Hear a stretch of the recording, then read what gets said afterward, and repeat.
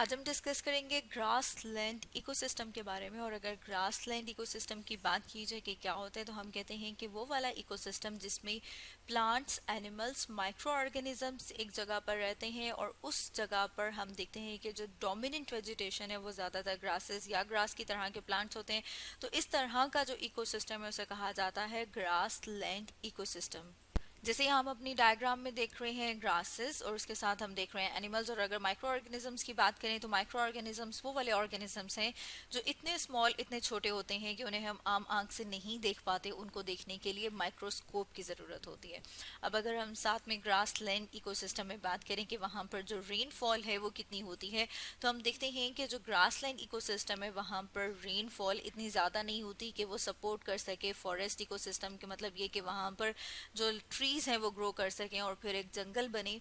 तो हम देखते हैं, लेकिन इतनी कम भी नहीं होती कि वहाँ पर क्या हो जाए, डेजर्ट सहरा बन जाए। तो हम देखते हैं कि वहाँ पर जो रेनफॉल है वो फॉरेस्ट इकोसिस्टम और डेजर्ट इकोसिस्टम के दरमियान होती है। और अगर हम रेनफॉल देखें कि यहाँ पर रेनफॉल कितनी होती है, तो उसमें हम देखते हैं कि जो एनुअल रेनफॉल है, मतलब ये कि सालाना अगर बारिश देखें कि कितनी होती है, तो वो हम देखते हैं कि 250 से 750 मिलीमीटर।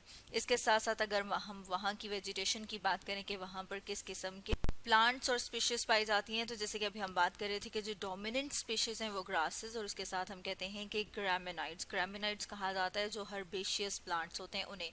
तो हम कह रहे हैं कि वहाँ पर ज़्यादातर जो डोमिनेंट स्पीशीज़ हैं वो कौन सी होंगी, ग्रामिनाइड्स। इसके साथ साथ अगर हम कुछ प्लांट्स की बात करें, तो जैसे कि यहाँ पर हम डायग्राम में प्लांट्स देख रहे हैं। इसमें अगर हम देखें तो फर्स्ट में हम देख रहे हैं फेलाविन। इसके अलावा हम देख रहे हैं कि बफलो ग्रास है, मिल्क वीड है। इसके अलावा ब्लू ग्रामा ग्लास। इसके साथ साथ हम देख रहे हैं जून ग्रास, और साथ में हम देख रहे हैं स्टिंगिंग नेटल। ये प्लांट्स हैं जो कि हम देख रहे हैं कहाँ पर पाए जाते हैं, ग्रास लैंड इकोसिस्टम में। इसके साथ साथ हम देखते हैं कि जो ग्रास लैंड इकोसिस्टम में प्लांट्स या जो ग्रासेस पाई जाती हैं उनकी हाइट की बेस के ऊपर हम कहते हैं कि वो क्या करिए, एक लेयर्स सी बन जाती हैं। उसमें अगर हम देखें तो जो टॉल ग्रासेस हैं, जिसमें कि अगर हम एग्जांपल की बात करें, तो जैसे कि यहाँ पर हम देख रहे हैं जिसे एंड्रोपोगोन पेनिसम कहा जाता है, ये डायग्राम है। इसके अलावा अगर हम मिड ग्रास की बात करें, या फिर हम कह रहे हैं कि जो मिड हाई ग्रासेस हैं वो जो लेयर बनाती हैं, जैसे कि यहाँ पर हम इस डायग्राम में देख रहे हैं स्टिपिया की डायग्राम है।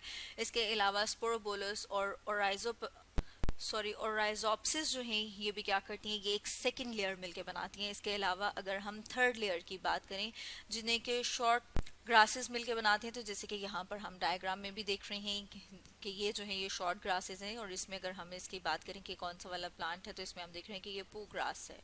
तो इसके साथ साथ अगर हम बात करें सॉइल कंडीशन की, कि जो ग्रास लैंड इकोसिस्टम है वहाँ की जो सॉइल है, मिट्टी है, वो किस तरह की होती है। तो हम देखते हैं कि जो टेम्परेट ग्रास लैंड्स हैं अगर उनकी बात की जाए, तो उनमें जो लेयर है सॉइल की, या फिर हम कह रहे हैं कि जो मिट्टी है उसकी जो अपर लेयर है, जो ऊपर वाली लेयर है, वो फर्टाइल होती है। मतलब ये कि वहाँ पर इसे फर्टाइल है तभी वहाँ पर क्या ग्रो करें, प्लांट्स ग्रो करें, ग्रासेस ग्रो करें। इसके अलावा हम देखते हैं कि वो डीप, और अगर कलर की बात करें तो वो डार्क कलर की है। इसके साथ साथ हम देखते हैं कि वो न्यूट्रिएंट रिच है। तो अगर हम ये बात करें कि वो न्यूट्रिएंट रिच किस तरह से है, तो उसमें हम देखते हैं कि वहाँ पर जो प्लांट्स ग्रो करें उनकी जो रूट्स हैं, उनकी जो जड़ें हैं, अगर हम उनकी बात करें तो वो डीप जाती हैं। इसके अलावा हम देख रहे हैं कि जब उन रूट्स की, उन जड़ों की डिकेइंग स्टार्ट हो जाती है, तो उस डिकेइंग की वजह से जो न्यूट्रिएंट्स हैं वो दोबारा वहाँ पर आ जाएंगे। मतलब ये कि दोबारा वो सॉइल में आ जाएंगे।